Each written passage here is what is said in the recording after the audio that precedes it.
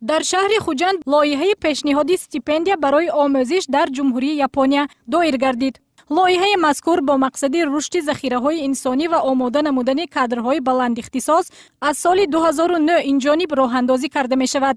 Дар асоси лоиҳа дар давоми солҳои 2011-2024 136 нафар зинаҳои гуногуни хизматчиёни давлатӣ ҷиҳати сайқали донишу малакаи худ барои омӯзиш ба донишгоҳи байналмилалии Япония, донишгоҳи Хиросима, Ритсумейкан, Акита ва донишгоҳи Дашиши Япония сафарбар гардида 94 нафар дараҷаи касбии худро баланд намуда дар пешбурди соҳаҳои мухталифи хоҷагии халқ ва ободиву пешрафти ватани азизамон саҳм мегузоранд.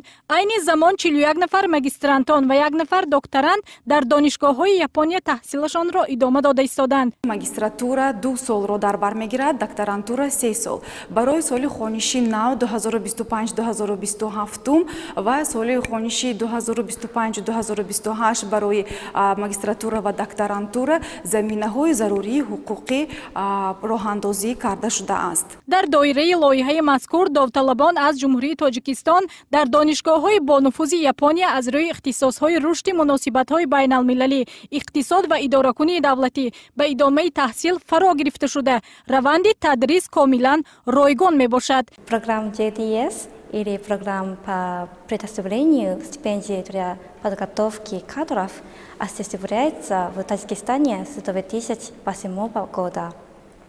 Целью этого проекта является поддержка развития человеческих ресурсов для Таджикистана и укреплением двусторонних отношений между Японией и Таджикистаном.